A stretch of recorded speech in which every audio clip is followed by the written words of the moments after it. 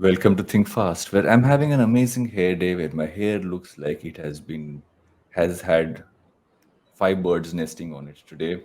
How are you? How are you today, Yeah, Varun, you're I was giving going to say very like jealous. Medusa Okay, look vibes. at this. This is like I'm like, Seriously. yeah. Can Oh I get my like a hair God. commercial? Is that me vying for like a hair commercial? Is that what's going to happen? More like, please use Havels to make sure you don't get your ass electrocuted and then your hair looks like yours, Varun. That's the closest you're getting to any sponsorship opportunities. That Congratulations, is true. congratulations. Jam But it, jam it. And what is happening, man? Slow weeks. We have nothing to talk about. We're we've had like many slow hunting the weeks, fucking no? I mean, internet. this is what happens when the Actually, to market be is fair, down. yeah, but actually, to be fair, our users are thoroughly enjoying all of these, like, random little niches of the internet that we've picked up and brought to them. Yeah. Again, shout out to everyone who's posting about us on LinkedIn and Twitter. We appreciate the love. It's great for our self-esteem, especially Varun's, who has absolutely no problem with all things confidence. But what happened this Yes. week, man? This week, I think nothing happened. But if you look at it, Twitter, there's always something happening. Like I feel the drama behind Twitter is more exciting than what is happening on Twitter, which is something I never thought I would say. Yeah, But same. they actually sting operations happening. Sting operations. That That there's a was Twitter wild, employee man. on which whom there was a. I'm like I always wonder this, right? When sting operations happen, you're talking to someone you know, Yeah. and just and that's such a douche move, right? Like in general, like, It's and I don't know. just, I mean, yeah, yeah. And also for some weird reason, it's always an Indian. You know what I mean? yeah. Like, I'm just like, only you could have found a Siva Sukumar or whatever that poor chap's name was. Siru Murugeshan. Yeah, there you go. Yeah, Poor but guy, man. basically, He was having a beer, and these guys like talking to him. I'm like, yeah, and not a good look for Sivu because he went on this rant about how Twitter's full of commies, commies. He which said was commies as fuck is the word he used.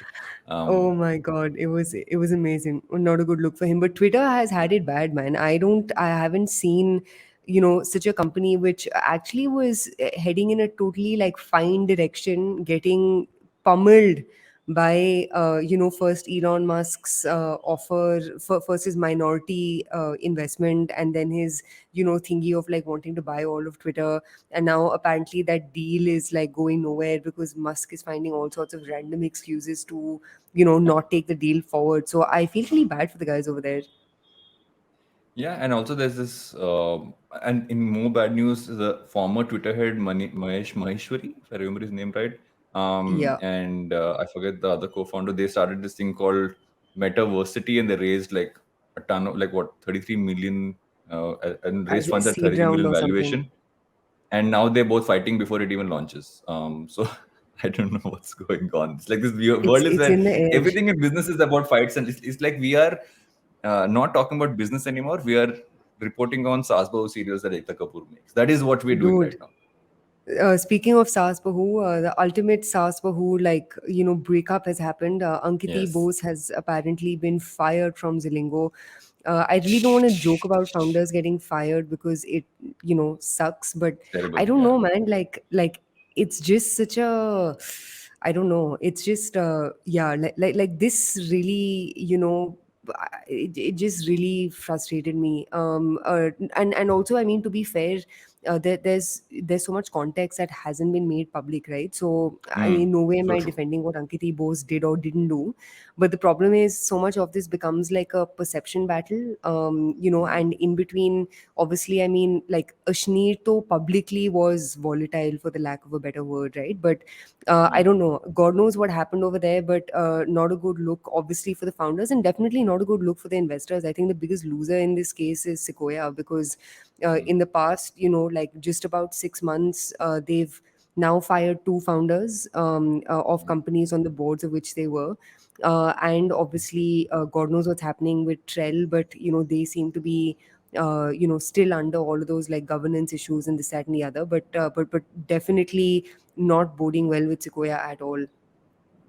I think also if you look at it, it's even across the border, like looking at what happened with Alibaba and Paytm Mall as well. The fact that Yeah. Alibaba pulled out now at like out a fraction of what the valuation was. And obviously this, I think you and I were talking about this even before we hit record, is the fact that this is more Jack Ma pulling out. But also, if you look at this, what Paytm was trying to be versus what they're having to come down to is literally a trend, which is the entire market, right? Saying, okay, focus on like what you're actually doing. Don't try to do too many things. Just Yeah. work towards profitability. That seems to be Yeah, the but you know, underlying message everywhere.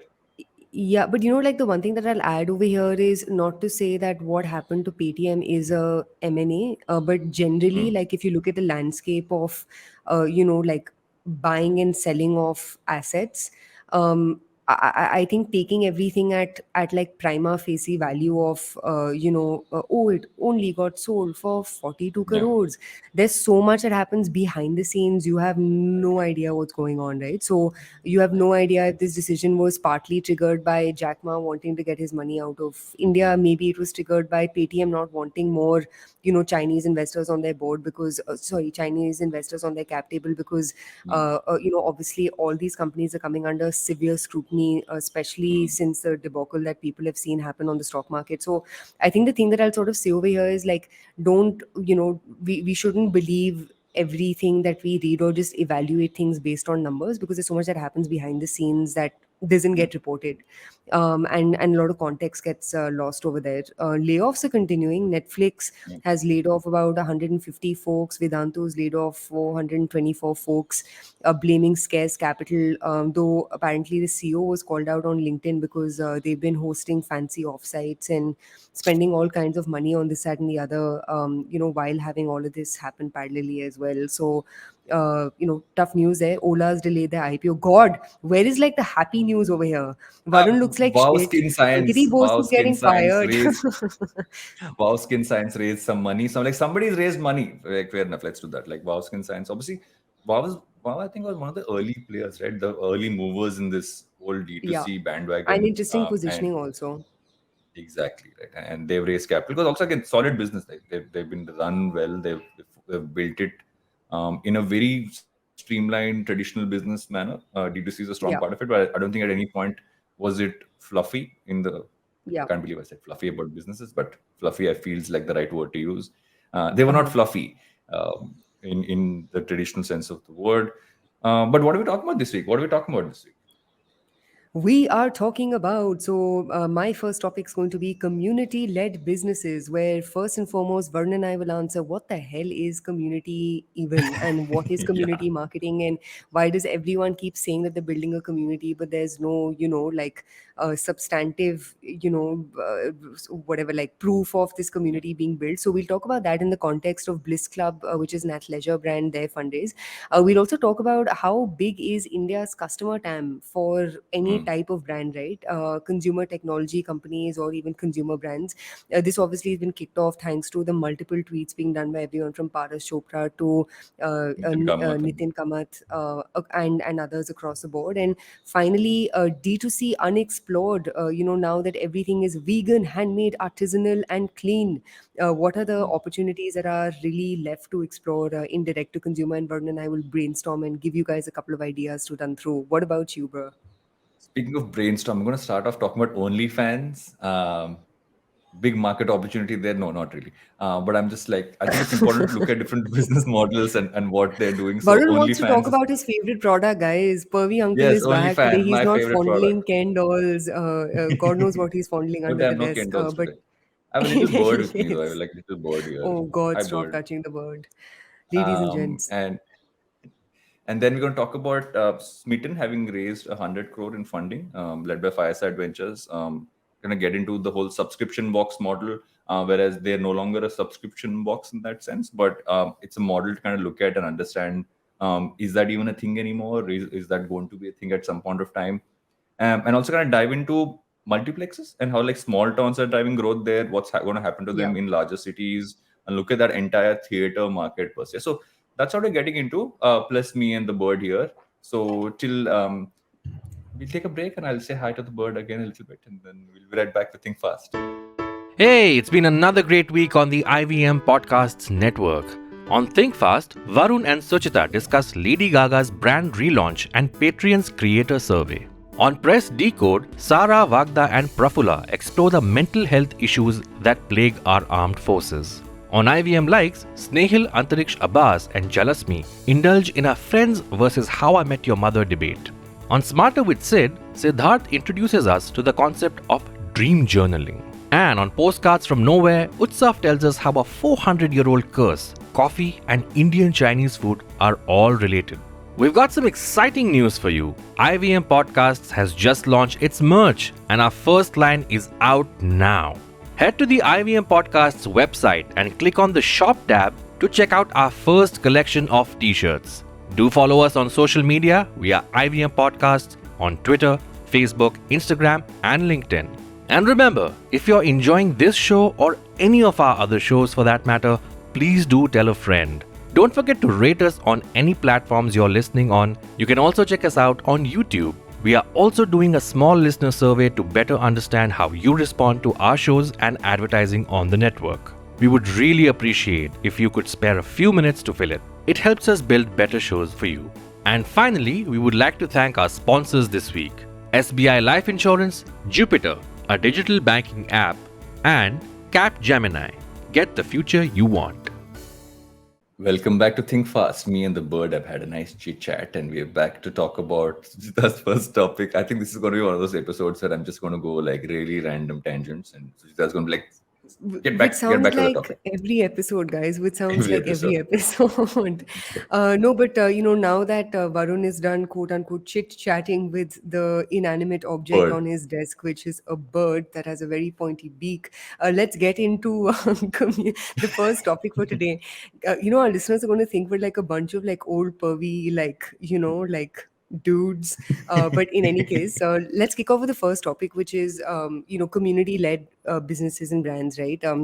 This story really came off the back of, by the way, congratulations to the BlissClub team. They raised a Yeah. $18 million Series A as a follow-up to their last round, which was raised about last year.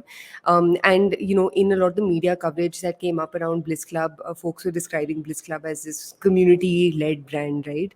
And you've seen terms like that being used for a lot of other companies in the past, whether it's OnePlus, for example, says communities are differentiator. Even Nothing, the headphones company, says communities are differentiator. And then of course you've got the likes of Fitter, Unacademy, and the likes who with respect to whom this word keeps getting used.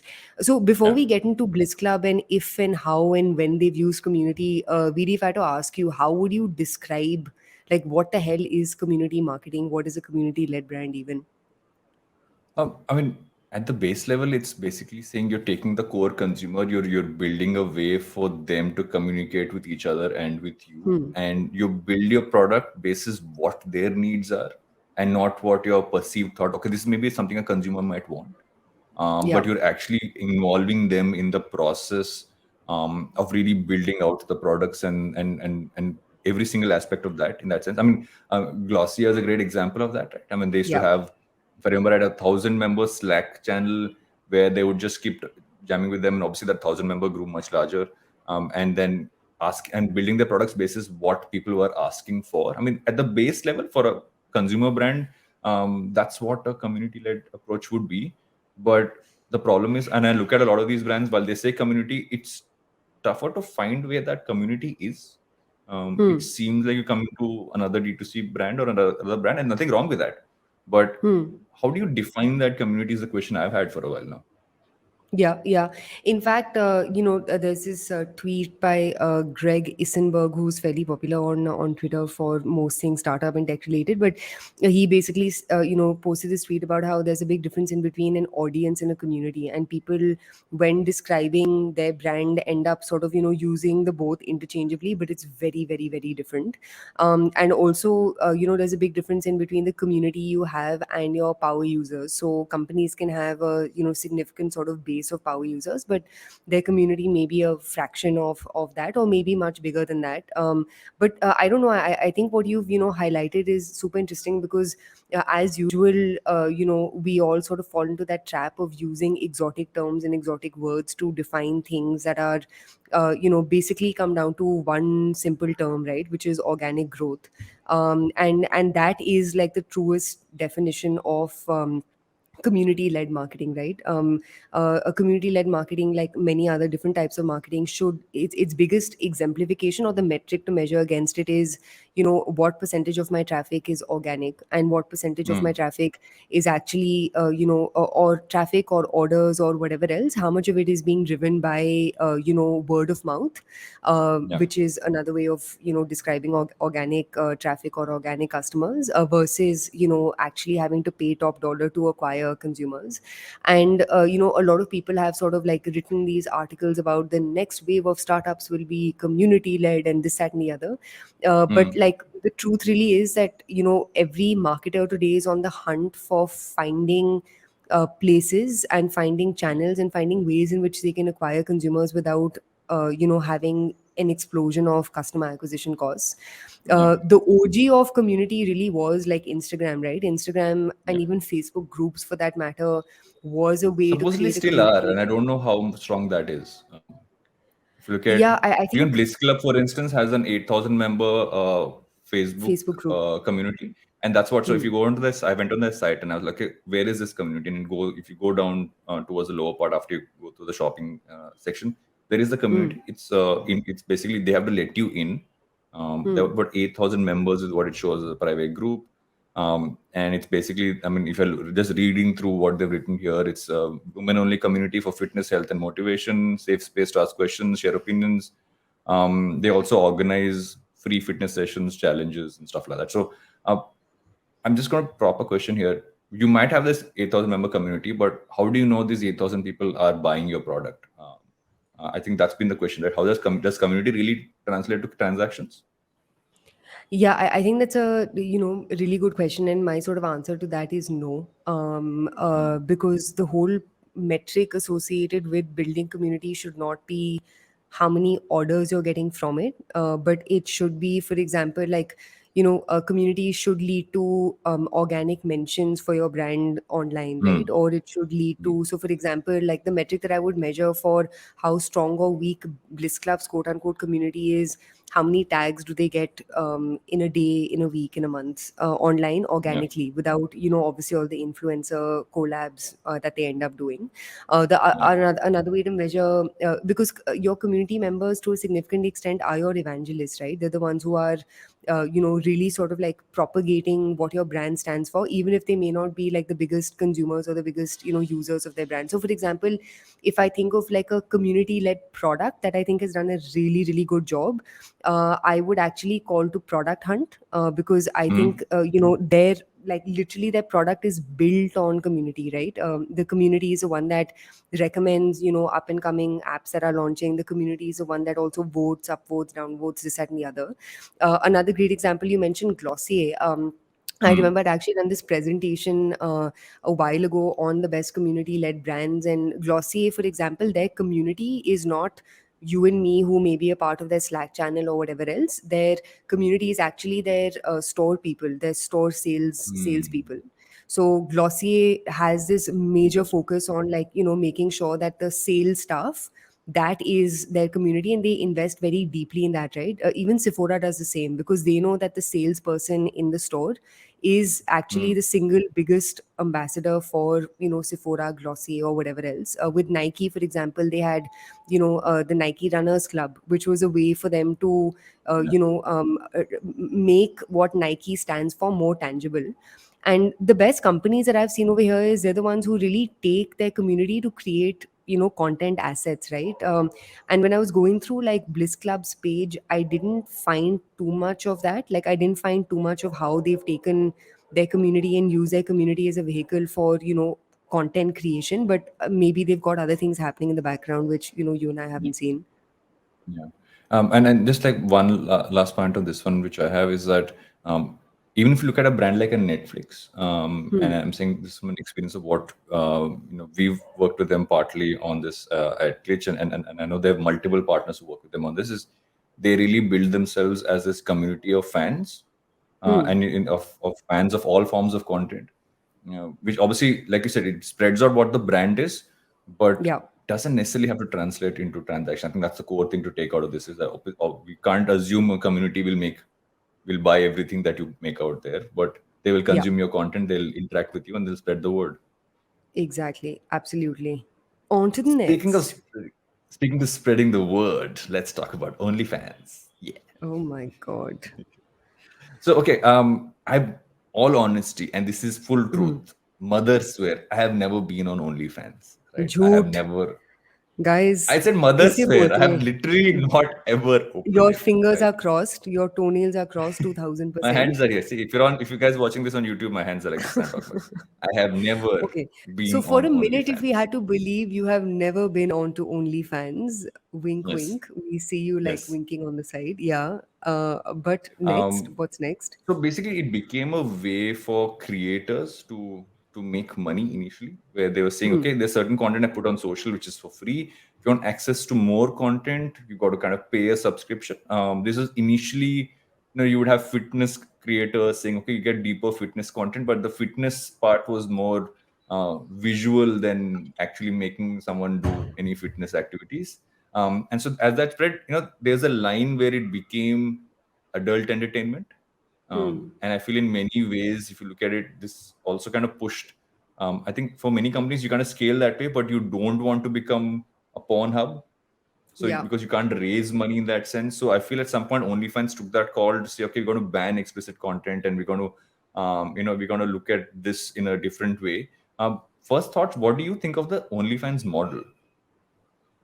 So, the OnlyFans model is very similar to Patreon, Hmm. right? The only difference, not the only difference, but the biggest difference in between OnlyFans and Patreon is OnlyFans is actually a demand generator versus Yeah. Patreon, where you have to like you. If I'm a creator and if I'm using Patreon for me is a tool. It's not the end in itself, right?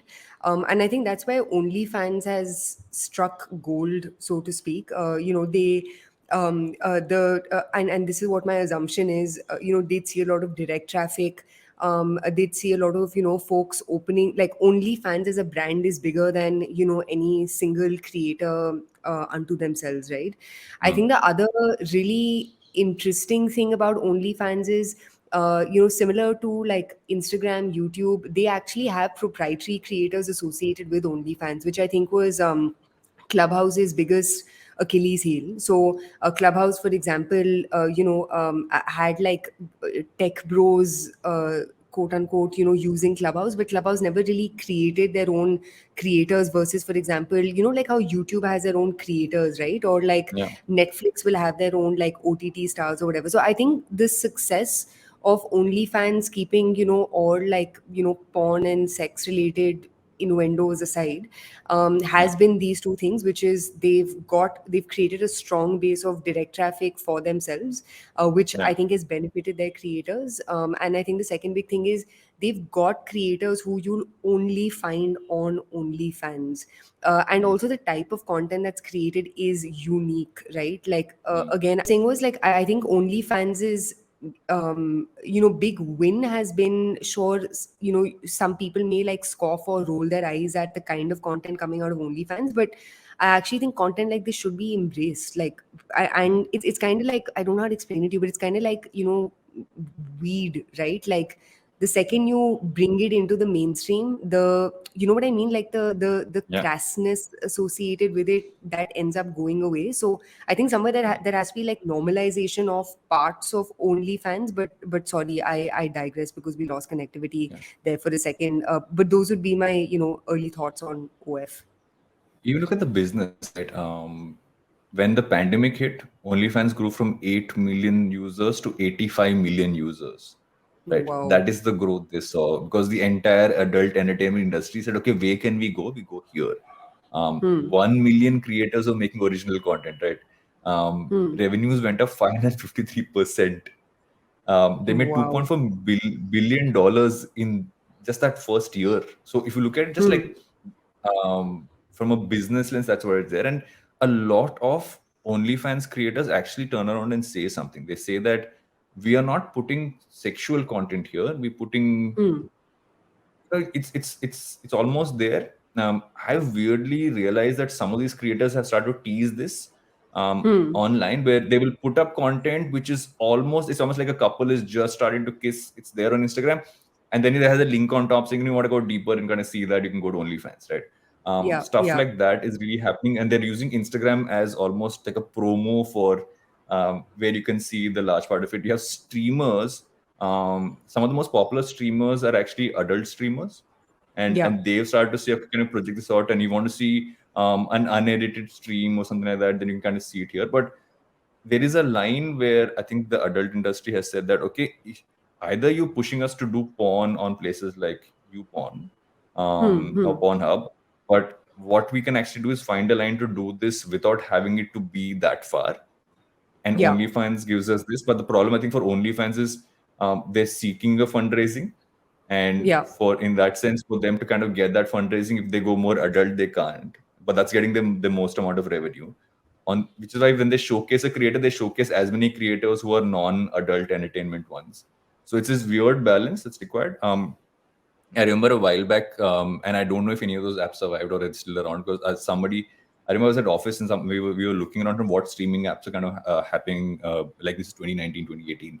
And I Hmm. came across Hmm. this app, which was very like, Indian tier 2, tier 3 consumer using it, or rather the Bharat consumer really using it, which is basically you have people on a stream. Largely, it would be women who, the longer they kept consumers on, um, the more money they would end up making. And they were keeping it on with like almost going to the line of saying, okay, thoda aur mujhse baat kar lo na, and stuff like that. And it felt like this. And at that time, we were all like, once again, I mean, we know where this is kind of going. So this is going to get banned Yeah. at some point of time. And I don't know if it got banned, and I can't recall the name of the app because there were a set of these apps that had come up around that 2018, 2019 time. Yeah, yeah. In fact, there was this audio app that I checked out recently. Remember, I told you about this. I think they were called Friends or something, where again it's like audio only. So it's a mediated conversation, and it's a way to make friends. Like, and I don't even want to know what kind of conversations end up Yeah, yeah. coming up away. But quick FYI, by the way, OnlyFans' new CEO is Indian, Mumbai born, What? Amrapali Gan. Yeah. Her parents must be very proud of her decision. Whenever somebody wants to make a business more robust and standard, get a desi to come and run it is what seems to happen everywhere. So this might be the Yeah, yeah. way to go. This might be the little exit for I OnlyFans. think we should But we should actually throw a say question to consumers saying you guys have insights on this point. You should tweet it to us, yeah. and we can maybe kind of engage on this further on Twitter, where we seem to have a lot of people who listen to us Yes, putting stuff up. friends. But What do you think speaking of about Twitter, OnlyFans, ladies and gents? Yeah. Speaking of what about Twitter? We need to uh, switch conversations. switch to our next Yes. story. Yes, I was Thanks for giving the you nod, a Varun. Thanks leash for to the move to nod. the next one. Thank you. Guys, the next story is basically about, obviously, if you guys have opened Twitter specifically over the past couple of days, you would have seen everyone from Kunal Shah to Deepak Abbott, Nitin Kamath, Paras Chopra talk a lot about how big is India's market, right? And again, a lot of these conversations have come at the back of, this obsession around unicorns, and a lot of these unicorns not necessarily being able to justify their valuations because at the end of the day, a business's valuation should be a reflection of the market that they're going after. And the fundamental question over here is how big really is the consumer market in India? So, for example, like Nitin Kamar posted this thing on LinkedIn and on Twitter where he basically, alluded to the market being maximum 15 crores, and he actually sort of gave the math basis what he's seeing happening on consumption of demat accounts. And then obviously this single post led to a bunch of other people jumping on the bandwagon and reiterating this message. So Varun, given that you work with a quote unquote real business where the agency business, right, where valuations can't be lofty, where revenue is king. Um, Yeah. and again, you've come from an industry that is, and you've also built things ground up, right? You guys didn't raise like crazy amounts of money to get to where you Not are. all. When you reflect on the Indian startup ecosystem valuations, what is your take as a insider outsider? You know what I mean?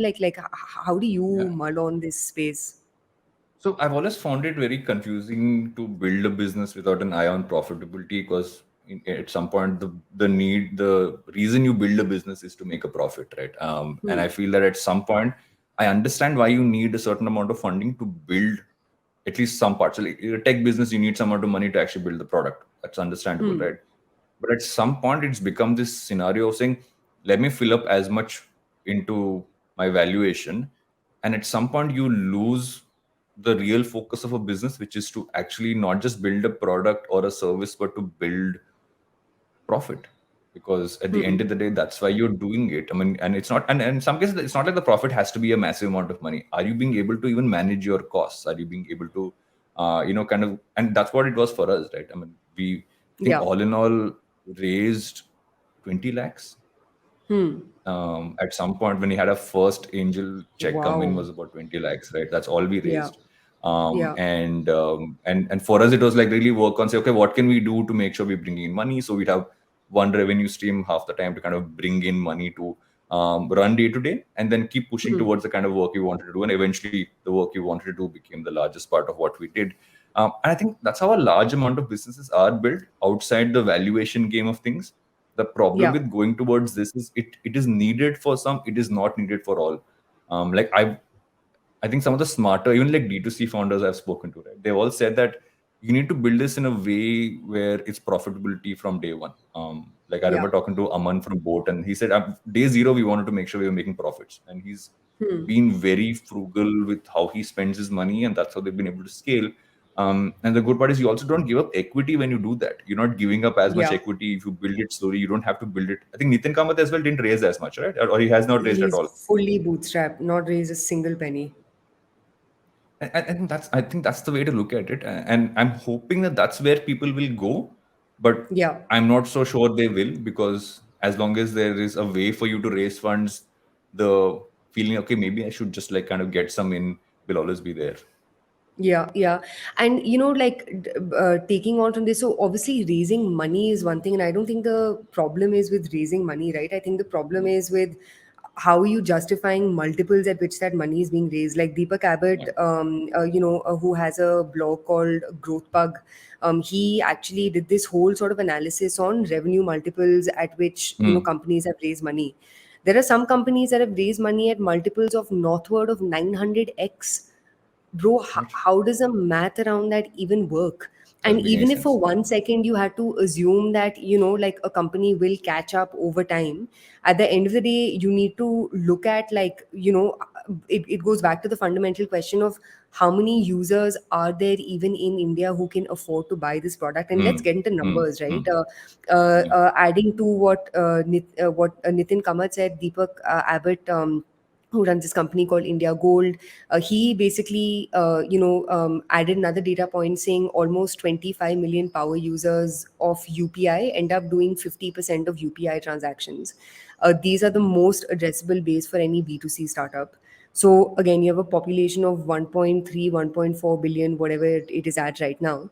Out of this base, it's literally only 25 million people who are, digitally adept, digitally sound, and are driving the kind of transactions, that we're seeing coming in through like UPI pipes, right? Kunal Shah Hmm. added to that, saying if you remove the top 3 crore customers for calculating our per capita income, it would drop from 1900 to less than 600.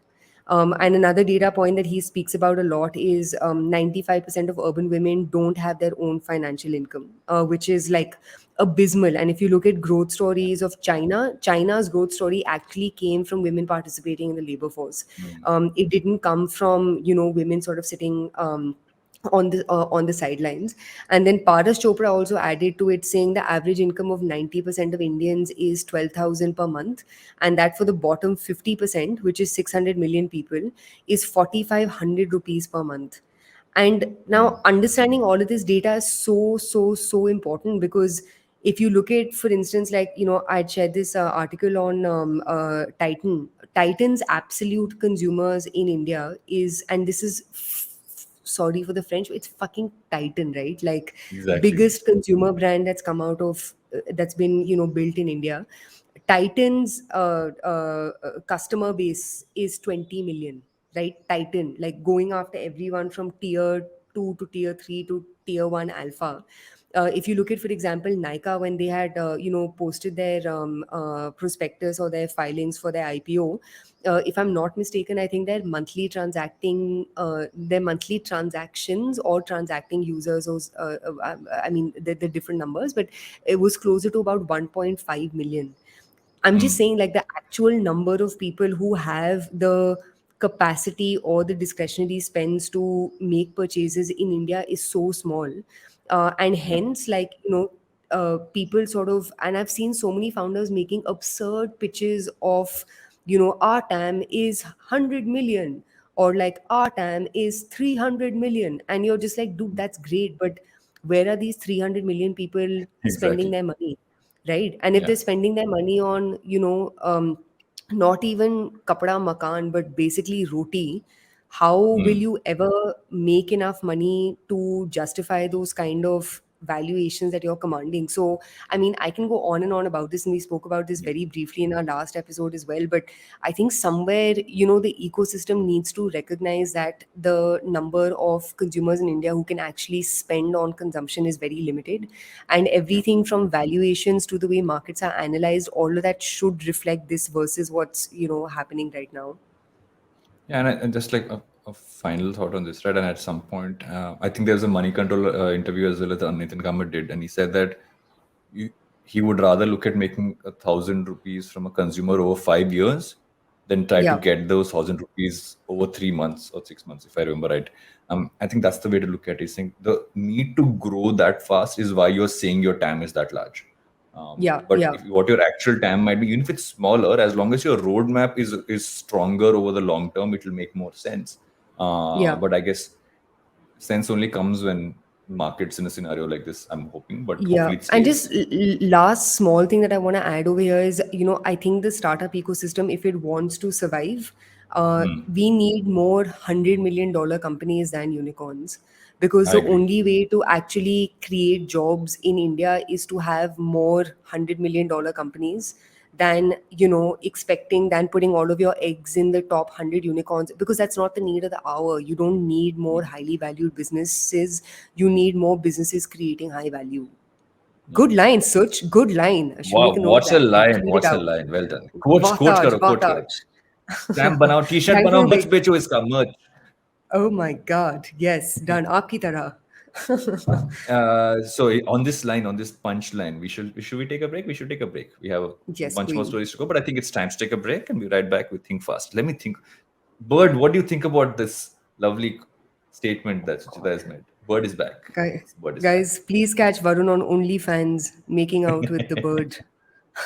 Bird is such a cute bird. Welcome back to Think Fast. Me and the bird are back here with Suchita. And it's my story time. Bird, you can sit down now. Bird is sitting. I think I'm going to take this joke too far by the end of this episode, but nevertheless, it is not even a joke. Speaking of things that have been flying high, Smytten just raised 100 crores in funding led by Fireside Ventures. Smytten, if for those who don't know, started off as a subscription service and eventually moved to a product sampling and engagement platform for D2C brands. And I just like first thoughts. Have you used Smytten? I haven't used the product. Sujita? So I tested it out once when Mm, we guys were launching, our sort of like variant of sampling. So I tested it out. And I actually spoke with a couple of my colleagues who use Smitten. mm, And from the sounds of it, it seemed like a good way to, like, try brands, or mm, actually one interesting data point that came out was it's a good way to get smaller sizes of brands that people find aspirational but may not be mm. able to afford a 50 ml or 100 ml off, right? Hmm. Or whatever, like full pack size off. So those are the two insights that came out, where it's a good way to like try a brand that you may have seen a lot on Instagram but not sure if you want to go all in, or just a more affordable way to buy a brand that may be out of your general reach. Hmm. I think the interesting point here is, when you look at sampling, and sometime back I remember that I was ordering something off Dunzo, and it kept saying, okay, Dunzo kept sending me samples of different products. Sometimes when I asked for it, and oftentimes when I didn't even ask for it. Yeah, And this has always been a case, right? I mean, for a D2C brand, obviously discovery is one of the key things, considering the number of them which are out there. And let's say if a consumer finds one, that could be interesting. I've seen this also happen in the alco bev space. There are a few cocktail related and alco bev related subscription boxes where sometimes it just comes as a sample box. Sometimes they're saying we'll just send you a few things. Way back in the day, there used to be something called the Wine Society of India, where if you had a yeah. subscription, every month they would send you, I think 10 to 12 bottles of wine, if I remember right, or even lesser, 6 bottles of wine, basis what you were paying for. And that used to be a thing to kind of spread the whole wine piece there. So it's always been around, but while sampling is one thing, this also could become an opportunity for someone to say that, okay, I'm building this almost ecosystem of sampling other people's products, build my own and kind of send that out as well. Do you see that as the natural extension, or it's just this should always just end up being sampling only? So, one thing that's been proven over and over again. So, Smytten obviously is inspired by a lot of subscription boxes that exist all over the world. One of the Mm, more well-known ones being Birchbox, which was mm. started in the US, Nice. in like 2008, 2009. But basically, the business has been around for a while. I Mm, was just Googling Birchbox to see what they've been up to, and they actually just got bought by a healthcare startup for mm. a little over 45 million, which That frankly low, isn't right? all that. Yeah, which frankly isn't all that much. Again, why companies sell at what price is a whole other topic, but Mm, basically, that happened, and a lot of where this healthcare startup wants to take Birchbox is sampling of a more health related products, whether it's skincare, supplements, birth control, pregnancy tests, and things like that, and using that to collect data and collect information. mm, And in fact, one thing that's been proven over and over again is just because someone has bought a sample from Birchbox doesn't mean that they will actually buy the main full product from Birchbox's store. So if you, for mm, example, if you quickly open Birchbox, you'll see that Birchbox also has a capacity for you to buy the full size of the product that you may have sampled off of Birchbox.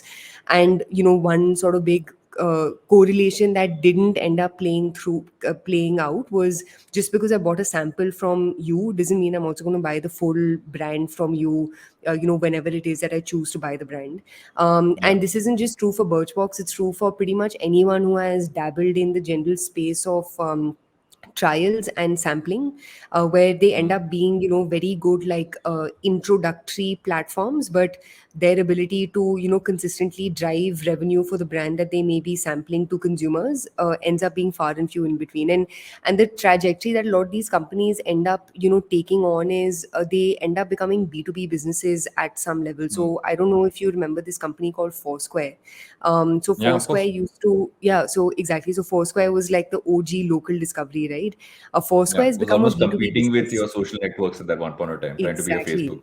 Exactly. Foursquare has become a data business. So Yeah. today their business is basically B2B, where they provide localized data to, maybe like Nike or whatever, and help them, figure out where they should be launching I their think they next. were giving data to Instagram. I don't know if they still do, but there was a point in time where all Instagram location data was driven by Hmm. Foursquare at the back Perhaps, yeah. But basically, like, I think what ends up happening with a lot of these companies is, on the consumer side, how much they're able to scale ends up being a bit of a question mark, because if a user is only coming back to you for I don't know what Smytten's numbers are, like I don't know what their average order value is, but given like single products are for like $50, $40, $30, if you put a box together, if I'm not mistaken, I think it's at 299, 399 ish pricing. um, I don't know how you, unless the products that you're getting are fully for free. I don't know how the math on that adds up, right? Because we've seen this happen time and time and again. If you're selling something for 399 bucks, your delivery cost is 99 to 150 rupees, depending on where the delivery is being made. And if you're having to pay for the samples, how much money you yourself are netting out is a question mark. So, is sampling a powerful channel for beauty brands? Yes. And I think that that's what it seems is the primary use case of Smytten. I know they had FMCG, I know they had food products on Smytten. I don't know how well or not well it's grown. But I don't know, like I think the long game over here is either you become like, either you get bought by a Marico or a HUL. And if you want to get bought by a Marico or an HUL, you want to make sure that your valuations are not stupidly high, because Marico and HUL traditionally don't pay a shit ton of money, to acquire companies. Or, your business model over time becomes like B2C plus B2B.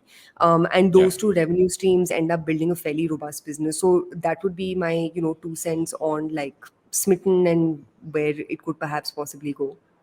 And if you look at it, 40% of their revenue comes from B2C, and 20 to 25% from brand commissions, and the rest is sampling analysis and data sharing, right? So the data part of this also could be interesting. So if you look at it, it's not like the B2C part is the largest part. Obviously it is the largest in terms of percentages, but if you add them all up, it's not the majority in that sense of the word. So what do you think of subscriptions, though? If I have to look at this, if I was someone trying to build around subscriptions, is that a more, obviously from a unit economics, you're going to make more money per transaction, but I don't think people in India subscribe as much to products as they would to, let's say, No. streaming, etc.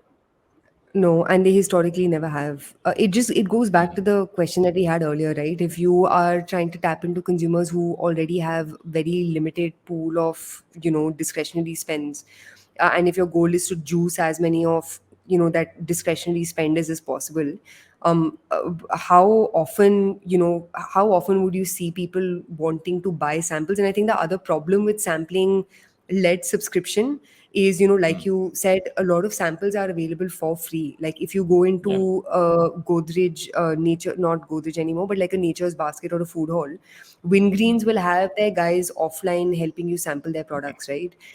So the key, I think the problem with subscription, especially when you're selling samples, is why would I want to sample something? Why would I want to pay to sample something that chances are, if I just took a Vistara flight, I'd get for free, on that flight? Or for example, if I bought something off of Nykaa, over a certain amount of money, they end up sending you stuff for free, right? So if you spend more than like 2,000, 3,000 bucks, they usually end up bucketing samples into the overall mix. So I think where subscription works is if you are playing in a category where a consumer is actually promiscuous. So for example, like I think wine subscription makes sense, because a wine is a space that consumers don't understand enough of, and hence you've seen the success of companies like Wink in the US, right? So I don't understand enough of wine. A Pinot Grigio is a Pinot Grigio, no matter like who you're buying it from after a point in time.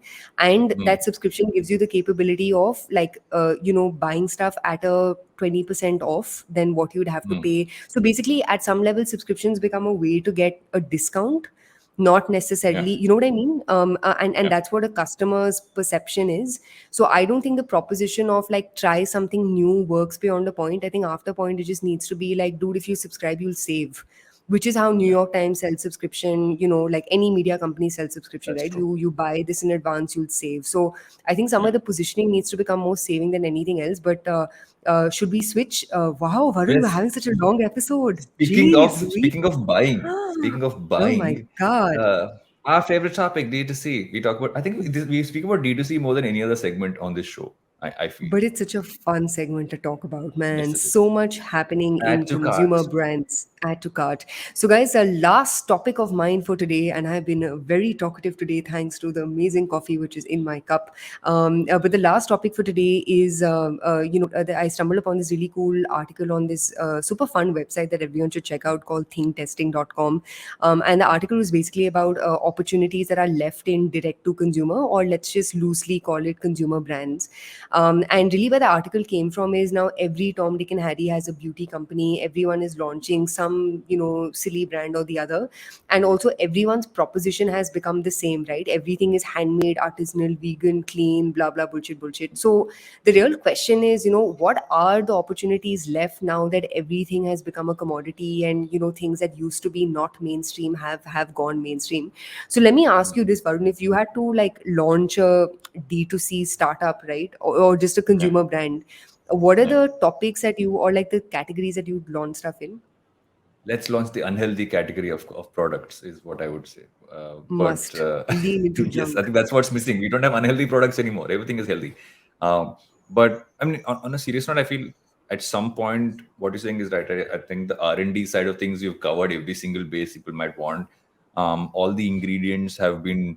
I mean, everything is available to everyone. If you look at how a lot of these are even manufactured, you can kind of just go into a white label manufacturer, work with them. It's almost a system you can plug and play with.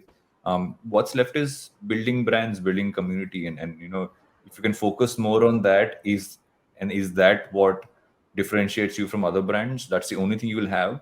The problem with Hmm. that is there's a pro and a con. I think the con there is the fact that then you are solely relying on connecting with the consumer on what you are like, what you stand for, to really have them connect with you, which is not a super strong bond in many cases because customers are flaky. But on the pro as well, it gives you the opportunity to kind of evolve and say, today I'm working on this product side, tomorrow it might be something else. I can evolve basis where I see opportunity, but it is tricky though. It's tricky to see where people can launch, especially, I mean, from an Indian market perspective, also considering the consumer base is so small, Hmm. and they have so many options right now, you're kind of stuck saying, okay, I'm one of this massive crowd. How do I make Yeah. someone buy my product? Yeah, yeah. I don't know, man. I was reflecting on spaces, and I think, even though there are so many skincare, hair care, beauty brands, there still are so many spaces that are, like large opportunities. Like, for example, this will be very funny, but yesterday when I was driving back home from work, I saw this auto that had this ad of like this medication for piles, right? And if you do the research, I swear on my I life, if was you do the watching an research, ad for piles yesterday. I forget where, but I dude, was watching an ad. it is like one out of like, I think it's an absurdly high number. Like I think I think it's one out of every like I don't want to give a bullshit number, so guys just Google search it. But for example, the penetration of things like piles or even like gut health and digestive issues in India is fairly significant. I mean, imagine looking at the success of something like Yakult, right? Who is taking that, like who is taking all the things that Yakult bred into consumption and productizing it in unique and different ways and giving it to consumers. So like I am generally very big on like gut health, so that's one. Diabetes I think is another massive space. There's a Fertility is company called another. PiloKit, by the way. I've just Googled this. There is actually a company called PiloKit. They have Oh, a the lovely. pilospray.com. They have so someone's actually figured it out. It's there. Yeah, There's yeah. also No, Pile but Scare. like, yeah, but this is what I mean, right? Like it's about taking up these spaces that may seem like haha hee hee hoo hoo, to an average person, but the truth is these are like large I agree. opportunities where you can actually use a lot of like content to even build brands up, right? Similar to what like Man Matters has been able to do in the men's, healthcare, kind of Exactly. like ecosystem. So I would really go after these, like very mass-ish categories. Like I'd go after fertility, I'd go after gut care, I'd go after diabetes, I'd go after piles. I'd even go after spaces like kids nutrition. I mean, think about it, there's literally only Pediasure and like Horlicks has some like warped positioning. But I'd go after spaces like this which are actually massive opportunities. Jump in. So I was talking to one of the co-founders of Yoga Bar sometime back, and Hmm. she was telling me one of the areas of focus for them is actually going to be kids nutrition. Yeah. and mothers. I think kids and women's health. Sorry, were the two categories, and they actually have an entire kid segment. They've gone up, so they've literally gone after your oats and um, chocos, but without maida and stuff like that. So Yeah. it's I think it's already happening. People are seeing that as options, but the I think the worry is this a category in a larger brand, or is can this just be the brand? Is the question. Because I mean, how deep is it? I mean, during Basecamp, which was the accelerator that LBB ran, we actually, one of the companies that signed up was in this, a kids healthcare, like this competitor to Pediasure. The Hmm. market for that, if I'm not mistaken, I think, let's just do a quick a Pediasure revenue India. It was like a pretty impressive number. Yeah, the malt-based beverages in India is 11,000 crores, right? Hmm. So and Complan used to be like the big sort of company in that space.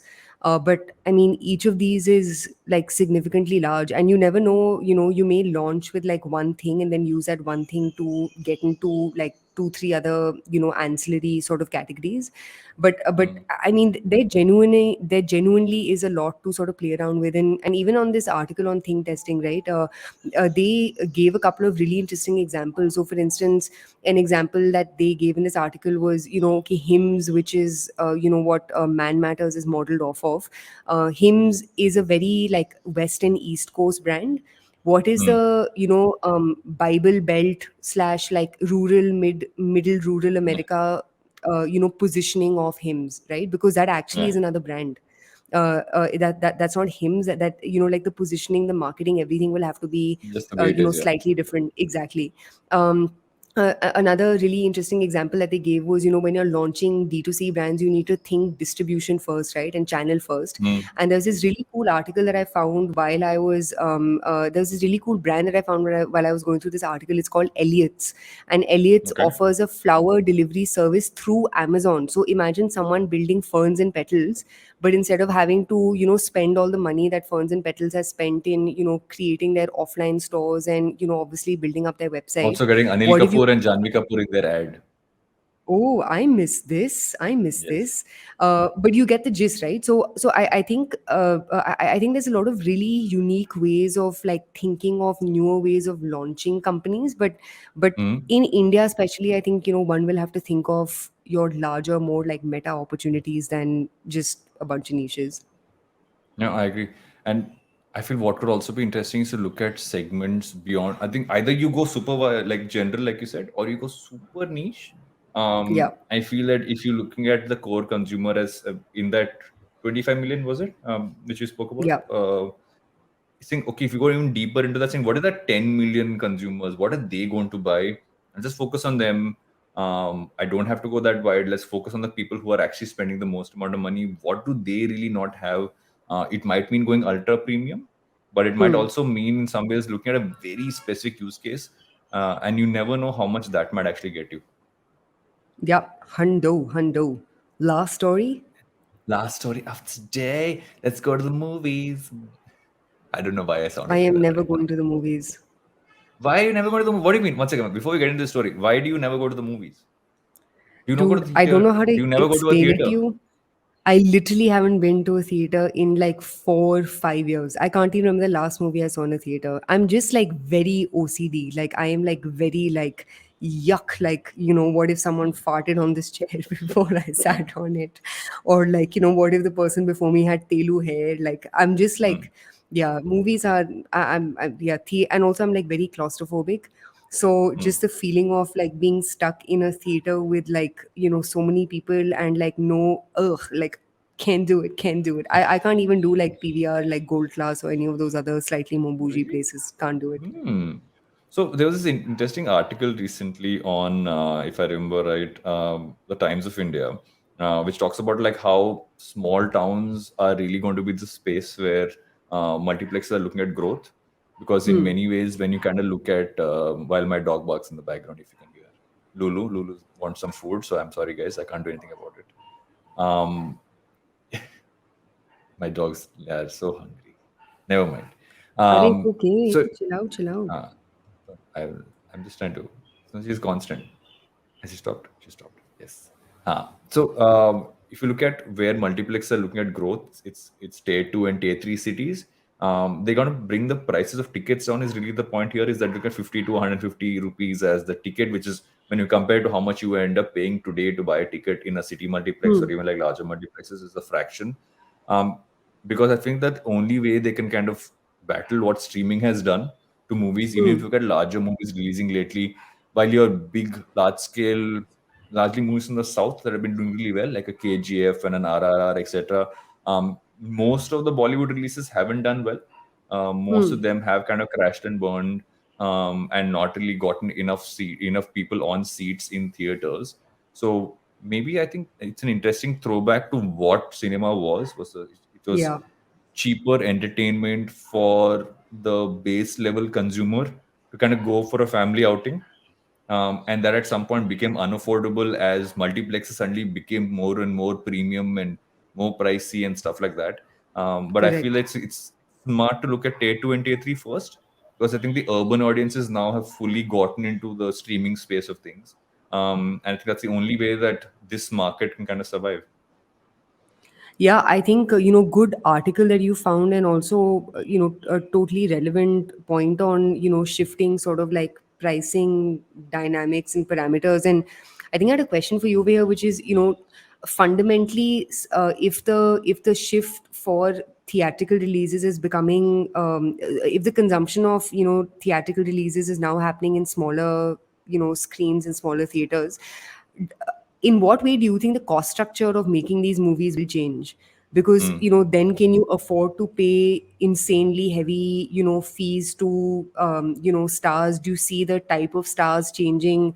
And is this like a theater's time to really shine and also create maybe like a newer crop of talent? Because if you've seen what's been happening in Netflix, Amazon, or even what's the third one? Disney plus Hotstar, right? Disney Plus, yeah. All these guys are actually cutting their budgets and slicing their budgets down to nothing. Like I was listening to Pivot in the morning, and Mm. Netflix, who paid $700 million to buy Roald Dahl's, catalog, and they were supposed Mm. to make their own like version of Matilda. They've put that project on hold. They've cancelled the show that they were going to do in partnership with Meghan Markle. So it seems like a lot of like like the big ticket spends that these OTT platforms were doing, those have kind of like gone kaput. So how do you see the cost structures changing overall? So the point is that if you look at streaming versus theaters, I think the point was that at most times movies would make money basis the percentage of revenue they kept with themselves. Like for instance, if you look at India, look at someone like a YRF, right? The reason Hmm. why Yash Raj Films has been so massive is because they take a large chunk of the percentage, because it's the game is distribution and exhibition. When you go look at theaters, it's not Hmm. as much about how much you're spending on the movie and the marketing, because your ticket prices, how much of that is something you're keeping. Either you're taking the call, once again, I'm selling it to exhibitors and distributors, Yeah. I'm taking away the risk from me, and then I'm okay with this money. Or you're saying I want to put that risk on the table and say no, I will keep this amount of revenue and exhibitors will Hmm. only keep that percentage. So it's always been that game. Streaming Hmm. fundamentally changed that by saying that no, this is what we're paying you for this, and and that's it, we own this now. For larger scale movies, it doesn't make sense. I mean, if you look at a large scale movie, I mean, that's why I give examples of like an RRR in India, or what a Brahmastra will be when it comes out this year. I mean, movies taking like a decade to make almost for Brahmastra is that Ayan Alia Mukherjee. and Ranveer movie. Alia and Ranveer one. It's been going on, I think, for 7, 8 years. He's been making that movie. So in that Wow. sense, so when you kind of build this whole thing out, how will that make sense? Will only be a mixture of making money from theaters and money from from streaming and obviously other stuff over there. Uh, I feel if the ticket prices go down, then you're taking away the amount of money you can actually get from one source a lot, and streaming doesn't have as much money anymore because they're also tightening the strings here. So overall, what will go down is how much you end up paying the actors. Hmm. Because today one of the Interesting. biggest cost factors is actually how much you pay the actors and how much percentage the actors actually take, because some actors even take territories. So they will say that this territory's revenue is mine. So like a How interesting. hypothetically, Yeah, Okay, hypothetically, a cool. Salman might say, I'm taking this one territory because my core audience is there. Or an Akshay Kumar might say that whatever we make in Canada, 50% of that money is mine. So pay me less, give me that territory. That's how it always worked. But in streaming, how it's different. You can't take a territory in streaming. You are just taking Yeah, money upfront. So yeah. at some point, I think actors might do a lot more brand work and make a little less from the movies they have. Actors, the engineers of all things movie business, Yes. overpaid, Valuations of not sure actors why are they're. going down. Valuations. Yes, a valuation of actors and hopefully their comp as well. No, but interesting story, man, Varun. I learned something new today. Wow. I know a lot about this side of the world. I've always been a film and this industry junkie. That's what I wanted to do in life, Hmm. but never ended up doing it. Maybe I will one day Become a become movie star. producer of B grade Sir, movies. आप only fans join कर सकते हो. There's a massive opening for you over there. That's the closest you're Me and getting Bird. into the movie. You and Me Bird. and Bird. Oh my God. Geez, So I have so many things I want to say, but I'm just not going to say because I'm trying to work on my personality. so before we go any further, we will take this part of the conversation offline, and we'll take a break and be right back with recommendations. Welcome back to Think Fast, where this week we have listened to that one Twitter consumer who told us do longer episodes. We have gone longer than we normally do. I forget who that was, but you know who you are. Yes, You thank you remember so who that much was? for tuning in. No, I don't know who he is, but he's very sweet. Let me pull Yeah. out his name while you share your recommendation. So in recommendations, so I've gotten back onto this analog or rather old school watch bandwagon. I blame this amazing platform called Houdinki for it. I was introduced to Houdinki a while back. Great business model. We should actually talk about analog watches on our episode. It's just a great model to talk about and how Houdinki has actually become this massive brand and revenue driver Yeah, for yeah. the non-smartwatch market. So I've been down this rabbit hole and I went searching and I found an old Timex, which is a Pac-Man edition. It's an old How Timex watch, cool. electronic one, which has the Pac-Man characters roaming around it. It's an old Yeah. electronic watch. I'm like, my recommendation is go find something retro and fun. Don't just buy the newest thing. Yes, Queen, you do that. And while you're doing that, so the listeners, Apritim Mukherjee, Apritim Mukherjee, we love you. Thank you for your super This nice episode is dedicated tweet. to you, Apratim. Yes, Queen. Varun brought his bird out specially for you. Oh God, Varun, there it is again, and that fucking week. So my recommendation is actually this newsletter that I'm obsessed with, and they went quiet for a bit, but now they're back. It's called Lean Luxe, Leanluxe, and it actually is my like go-to sort of like newsletter that has curated recommendations of literally the best of the web vis-a-vis Mm, consumer brands. And mm, I found the think testing article on Lean Luxe. I found this other really cool article. So, Varun, to the point that you were just talking about, maybe we discuss this next week. There's this article that came out on A16Z, and the mm, article's called "The Future of Search is Boutique." And I literally wanted to like tweet this out, saying, "Ha ha ha ha ha." LBB was there mm, first, but whatever. Like mm, keeping backpatting aside, but this actually alludes to what you just spoke about with respect to Houdinki. This particular mm. article, and maybe we'll get into that next week. But for Next week, we'll take brevity's sake, good key for shop. Yeah. yeah, exactly. Houdinki for shop, and then there's Wirecutter, and we'll, and maybe we can talk about more examples next week. But I love Lean Lux. I think everyone should subscribe to it. They have an excellent curation of articles from everywhere. So check out Lean Lux, guys. Amazing. And that's it for this episode from me, Suchita, and Bird. Hi, Bird. Was this episode good for you? Yes, it was. Oh my God, guys, no birds were damaged or touched inappropriately during the recording of this And suddenly episode. we have I Big just Bird want here. I to. have Big Bird also and Small Oh Bird. my This God. episode ended Jeez on the weird. Louise. Okay, guys, before Varun starts finding more birds from God knows where, let's call it an episode. Bye. Let's call it an episode. Bye, Toodles. guys. Toodles. See you next week.